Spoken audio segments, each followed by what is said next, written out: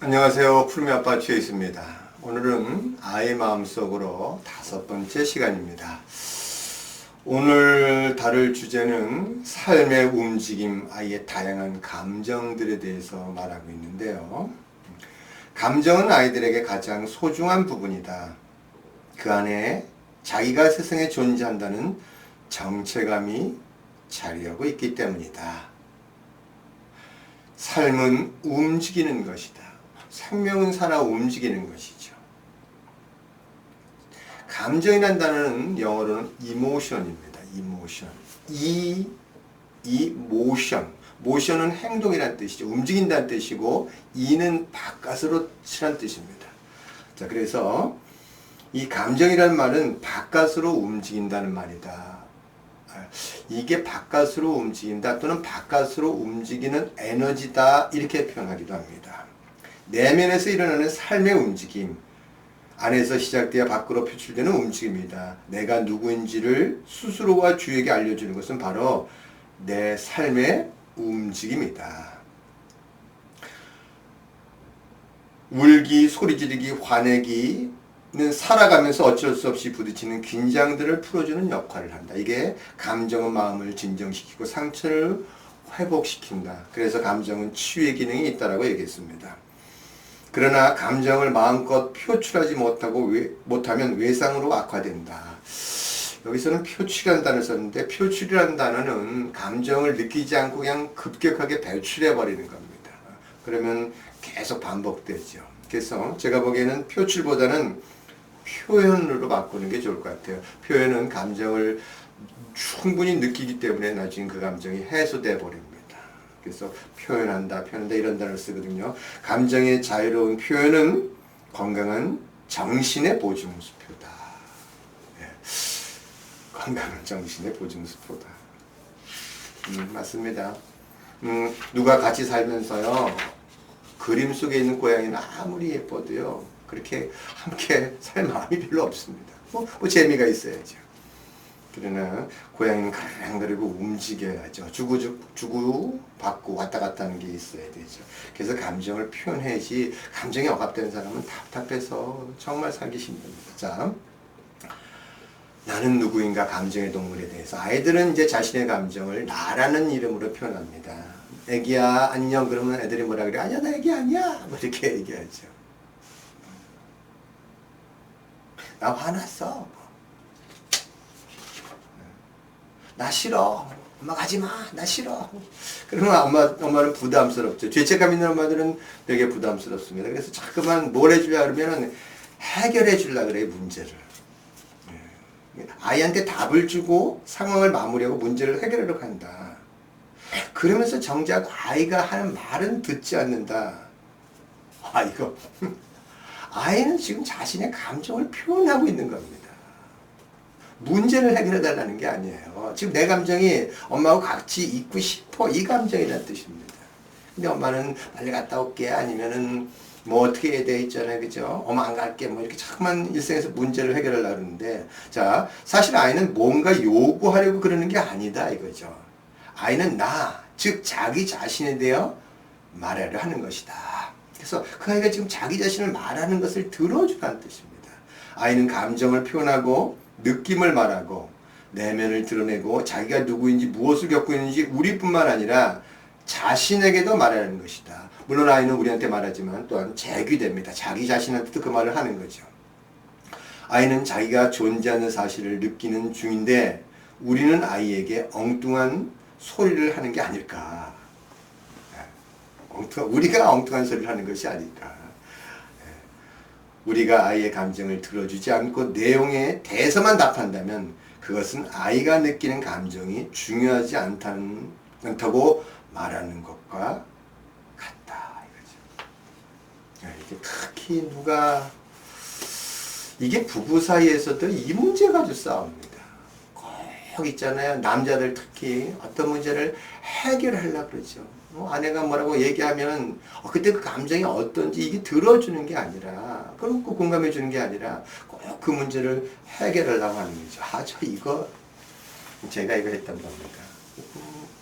해결 안 하면 뭔가 안 될 것 같아요. 어릴 때서부터 엄마의 그 어떤 문제가 있으면 해결해주는 그런 습관이 있기 때문에 엄마가 불쌍하고, 사실 따지고 보면 내가 불쌍했던 건데, 하지만 그래서 뭔가 영웅이 돼서 해결하려고 그랬더니까 나중에 결혼해서 아내가 이렇게 말해도 그걸 자꾸만 해결하려니까 나중에 제가 내가 널 어떡하란 말이야. 몰라가 어떡하란 말이야. 이죠. 내가 그 정도 했으면 되지 뭘 어떡하란 말이야. 이래서 관계가 나빠지더라고요. 그냥 들어만 줬으면 되는데 하는 얘기들을. 지금 자신의 감정이 불안하다 어떻다 얘기를 하는 거잖아요. 그래서 그 얘기를 들어만 주는데 그런 것들을 몰랐다는 뜻입니다. 자, 우리는 감정이 흔들리는 걸 견디지 못한다. 자, 왜냐면 우리 안에 이미 억압된 감정이 있으니까 아이가 그런 말을 하면요. 우리 감정이 흔들리는 걸 견디지 못해요. 억제된 감정이라기보다는 억압된 감정이 수면 위로 떠올라 그 감정을 주체하지 못할까봐 두려운가. 그래서 자꾸만 문제를 해결하려고 합니다. 아이와 똑같은 나이였을 때 어떤 일을 겪었었는가. 이걸 묻고 있어요. 계속. 어쩌면 매우 괴로웠던 과거를 떠올리기 싫어서 아이의 부르짖음을 애써 외면한 것일지도 모른다. 그러나 그렇게 하면 아이를 우리와 똑같은 괴로움의 감옥에 갇히게 만드는 것이다.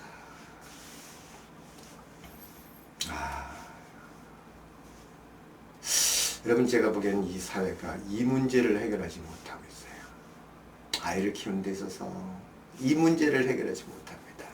어린 시절 억압된 감정이 고통스러워서 그 감정을 자신이 대면하려 하지 않는단 말이죠. 그래서 그걸 누구한테 넘겨주냐면 아이들한테 다시 넘겨줍니다. 이거를 내적 불행이 그렇게 다음 세대로 전달된다 그랬습니다. 절대의 내적 불행이 한 세대에 끝나지 않습니다. 적어도 5대까지 그 불행이 전달되는데, 저는 이 문제를 해결하는 데 걸리는 시간이, 이것이 굉장히 간단한 말인데 이걸 아는 데 걸리는 시간이 33년의 세월을 필요로 했습니다. 제가 이거에 대한 핵심은 상처받은 내면의 치유 강연에 강연해놨습니다. 그래서 아마 그거 다시 반복해서 보시면서 과거의 것이 어떻게 일으키면서 계속 현재 반복되는가, 그 문제를 어떻게 해결할 것인가에 관한 그 해결법이 그 강연에 담겨져 있습니다. 자, 나는 누구인가? 여기도 이렇게 표현해요. 나는 누구인가? 나다. 자아는, 내 자아는, 나라는 자아는 자기 감정을 인식한 데서부터 비롯된다. 나는 내가 존재한다는 것을 느끼는 존재다.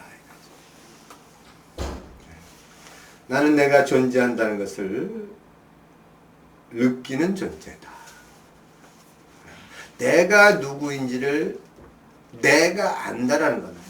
그걸 어떻게 아냐 이렇게 물어보면 그걸 어떻게 설명합니까? 그러나 우리는 내가 누구라는 것을 내 의식이 이미 알고 있다는 뜻입니다.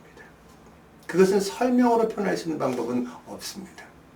그러나 지금 제가 계속 안다라는 표현을 썼습니다. 안다. 바로 그 상태 의식이 그렇게 되면 그것을 안다. 근데 지금 제가 계속 이 내적 불행의 치유서부터 내가 누군가를 계속 얘기하는 것은 어떻게 과연 치유할 수 있는 것인가. 그러면 내가 누구인지를 모르게 하는 것들을, 그런 여러 감정들, 수치심과 죄책감 이런 감정들, 그것을 방해하고 있는 그 무엇인가가 사라지면 바로 안다. 이렇게 표현을 썼습니다. 원래서부터 하늘은 있는 거고 파랗게 있는 거고, 근데 거기에 구름이 가리고 있어서 우리가 하늘을 못 보고 있을 뿐이지, 구름이 사라지는 것, 구름이 사라진다는 것은 자기 감정을 만나서 그 감정이 됨으로써 사라지는 거니까, 결국 자신의 감정을 만나서 대면하고 해결하면 내 안에 나의 정체성, 내가 누구라는 것을 알게 된다는 거죠. 자, 여러분, 우리는 사랑입니다. 그렇게 끝밖에는 표현할 방법이 없습니다. 우주도 사랑이고 나도 사랑이고 내 아이도 사랑이고 전 인류는 사랑이다. 이렇게밖에는 다른 언어로 쓸 방법이 없다는 거죠. 부모가 반응을 안 해주면 아이들은 그 감정을 지워버릴 수 있습니다. 아이는 실제 감정을 의식해서 지워버릴 수 있다. 더 이상 마음속으로 아무것도 느끼지 못하게 되거나 아니면 실제의 감정이 아니라 허용된 거짓 감정을 느끼게 된다. 그러니까 자신의 실제 감정을 느끼는 것이 아니라 사회에서 허용된 그런 감정을 느낀다는 뜻입니다. 이거는 종종 볼 수 있는 게요. 예를 들어서 아빠들 같은 경우들은 슬픔은 울어야 되는데 사실 그렇지 않습니다. 화를 냅니다. 엄마들은 화가 나야 되잖아요. 화가 날 땐 화를 내야 되는데 울어요. 왜냐면 사회에서 남자들은 울면 안 된다. 그럼 화를 내는 건 허용이 됩니다. 그래서 자신의 진짜 감정을 느끼는 것이 아니라 사회에서 허용된 그런 감정들만큼은 그런 것만 이렇게 표현한다는 뜻입니다.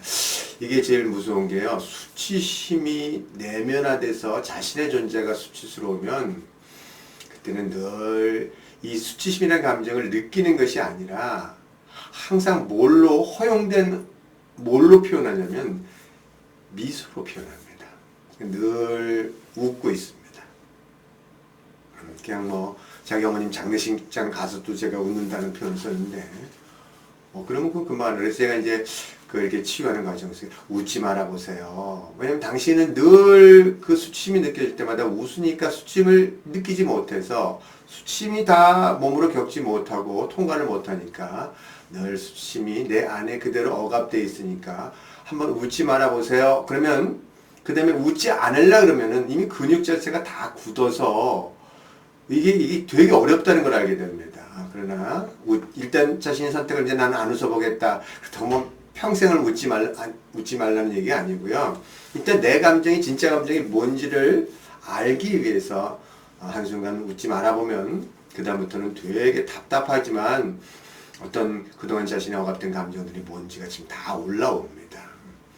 자, 웃지 말라는 것도 어떻게 보면 치유의 한 과정이기 때문에 그런 말씀을 드리는 겁니다. 자, 스스로 감정을 느낄 권리를 빼앗긴 아이는 부모나 선생님 등 다른 사람이 규정한 존재가 되어버린다. 자신이 누구인지를 다른 사람들에게서 듣고 그 사람이 주는 역할을 떠맡는다.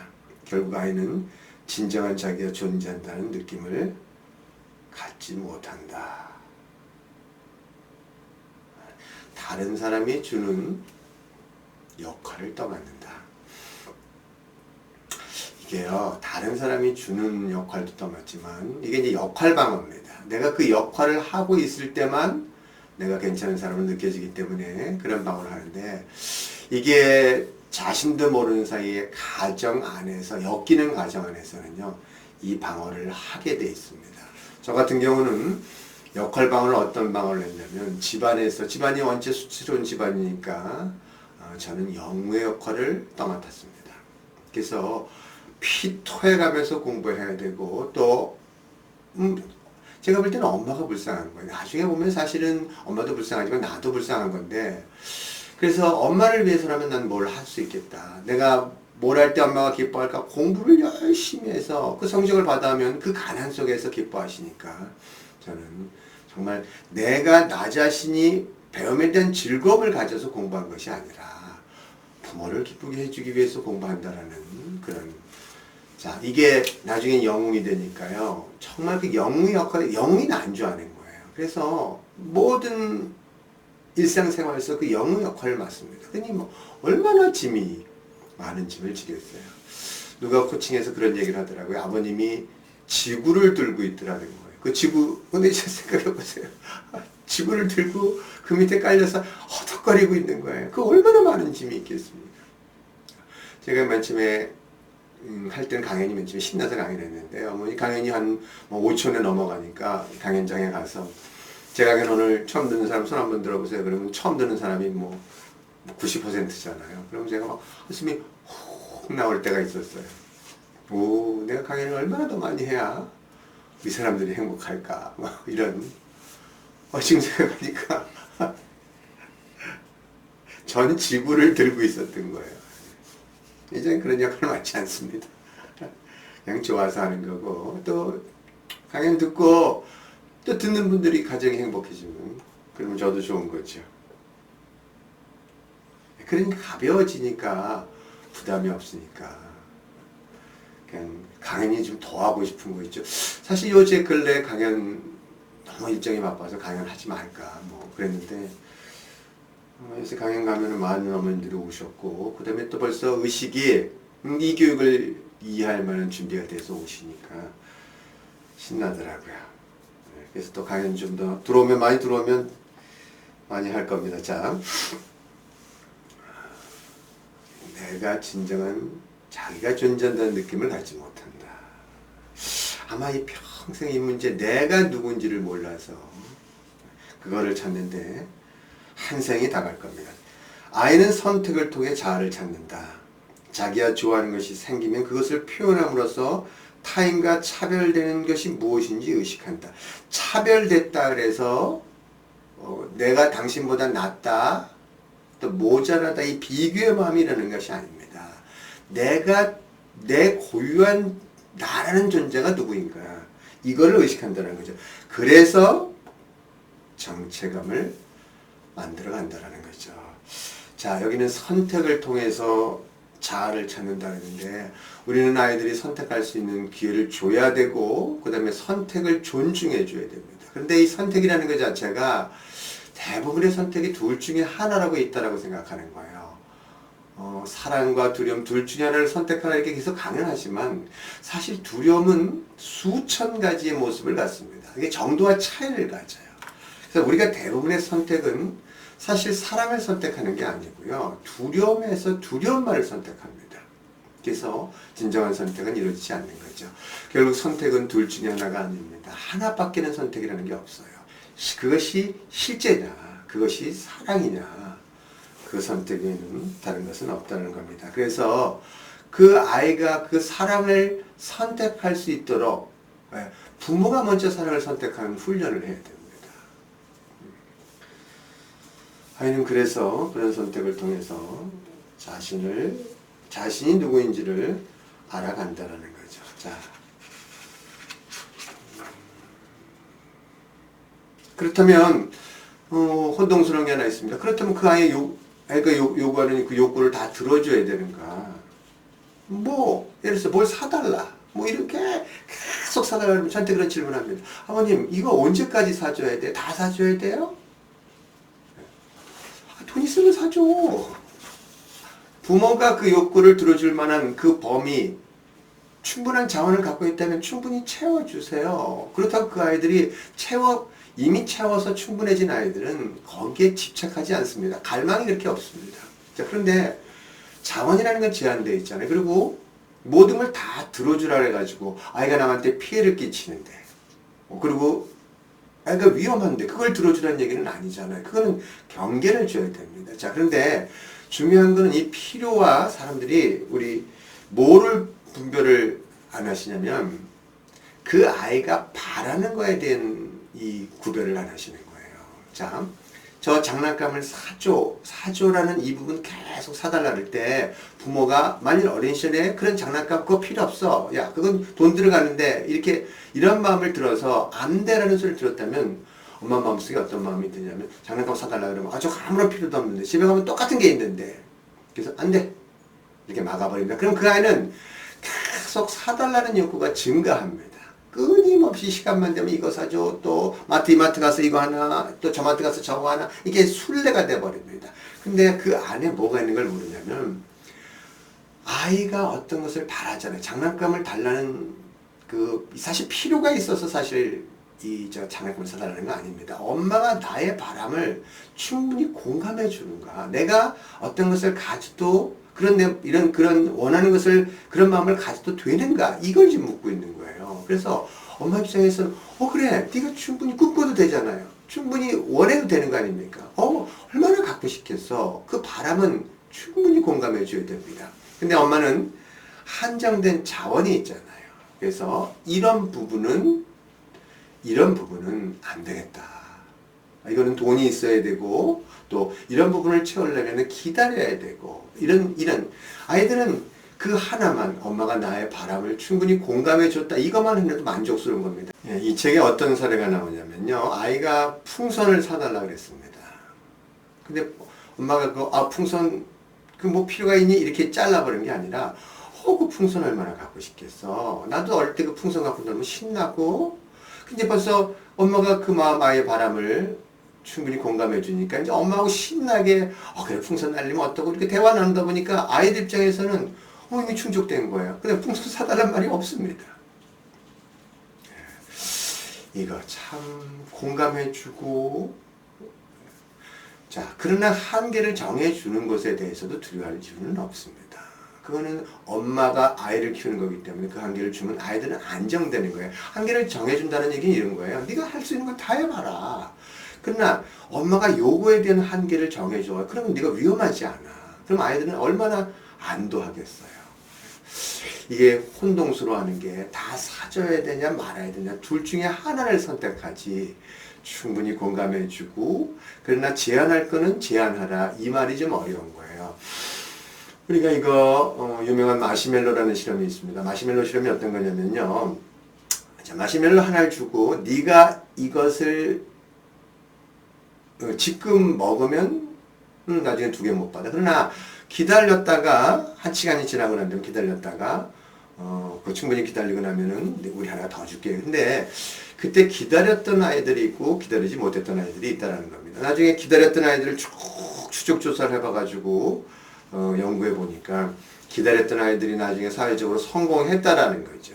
근데 그 근본 안에 뭐가 그럼 어떤 아이는 기다리고 어떤 아이는 못 기다리는가? 그게 유전적으로 태어났는가? 그건 아닌 거죠. 만일 엄마가 기다렸을 때 보상을 준다라는 이거에 대한 확신이 있다면 그 아이는 기다립니다. 근데 기다려봤자 보상을 주지도 않아요. 그럼 뭐하러 기다립니까? 빨리 먹어지는 게 나은 거죠. 자, 기다리면 보상이 주어진다라는 것은 그것은 믿음이 있다는 뜻입니다.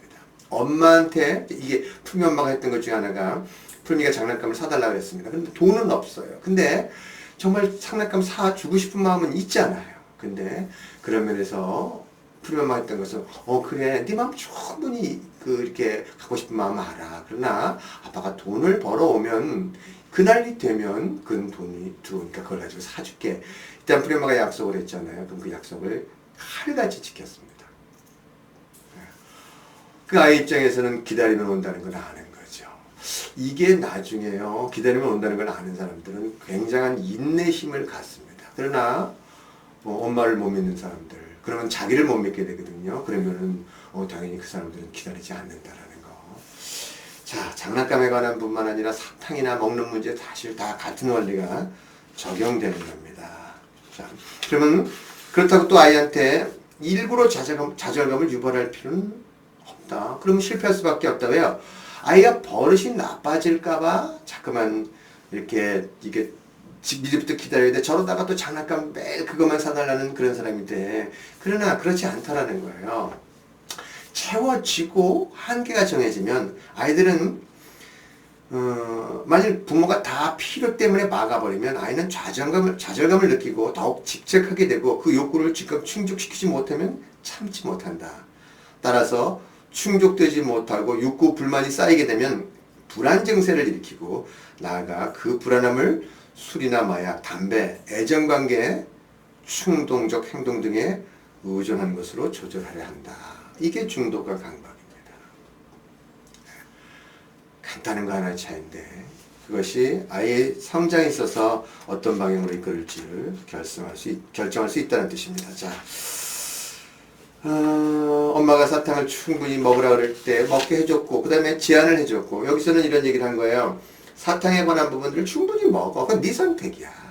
괜찮아. 근데 아이가 맨 처음에는 사탕 막 먹습니다. 근데 먹고 나니까 몸이 안 좋아요. 그리고 기분도 안 좋습니다. 그리고 그 다음부터는 거기에 그렇게 집착하지 않습니다. 그리고 더 중요한 거는 선택의 힘이 아이한테 있다라는 거예요. 내가 먹고 싶을 때 먹을 수 있어. 엄마가 먹지 말라서 안 먹는 게 아니라 내가 먹고 싶을 때 먹고 내가 먹고 싶지 않아서 안 먹어. 선택의 힘이 자기한테 있다면 그 아이는 그 선택의 힘을 사용할 수 있습니다. 자, 아이가 사탕을 먹고 먹지 않고는 자기 뜻에 달렸다는 걸 깨달았던 것 같다. 그걸 깨닫지 못하면 아이는 모든 욕구 불만은 오로지 외부의 힘에 의해 강요된 것처럼 느꼈을 것이다. 자, 현명하네요. 예. 사탕이나 선물을 주면서 아이들이 원하는 걸 충족시켜줘도 그 자체로 해롭지는 않다. 필요한 것이 아니라는 핑계로 아무것도 사주지 않는다면 그것은 부당한 일이다. 그렇게 되면 아이는 자신에게는 즐거움이 금지되었다라고 믿는다. 자, 이게 어떤 말이냐면요. 아이들한테 이런 거야. 너 그거 안 하면 뭐 하지 마. 이렇게 해갑니다. 너 사탕 안 줄 거야. 이렇게. 뭐 하면, 너 이렇게 하면, 자꾸만 엄마들이 교육을 하면서 두려움으로, 너 그러면 뺏는다. 너 그러면 너 집 나가. 이러면 나도 모르게, 그럼 나가. 이렇게 아니면, 너 그럼 너 그거 뺏어. 이렇게. 너 그러면 못하게 할 거야. 뭐 이렇게. 뺏는 방식으로 가면, 아이들은 어떻게 믿냐면, 아, 내가 즐거우면 안 되는구나. 내가 기쁘면 안 되는구나. 그거는 그렇게, 그래서 자기한테 나중에 컸을 때 그 기쁨을 허용하지 않습니다. 늘 우울하게 돼 있습니다. 그리고 기쁨이 없어. 아이들이 그러면 또 막 기뻐서 까락까락 넘어가면, 야, 뭐, 북한 아이들은 나쁠 뭐 죽는데 네가 뭐가 기쁘다고 그렇게 하고 있니? 이래서 자신이 못 느꼈던 기쁨을 아이들도 못 느끼게 만드는, 사실 어떤 면에서는 어떤 면이 있냐면 이런 거예요. 자신이 너무 고통스러웠기 때문에, 그 자기를 누구 아무도 이해해 주는 사람이 없었기 때문에, 내 아이만큼은 나를 좀 이해해 주셨으면 좋겠다. 이 마음이 있어서 그 아이한테 무시간에서 고통을 줍니다. 내 고통이 이렇게 큰 거야. 그래서 너도 고통을 한번 당해서 좀 내 고통을 좀 알아봐 줄 수 있겠니? 이 마음이 작동해요.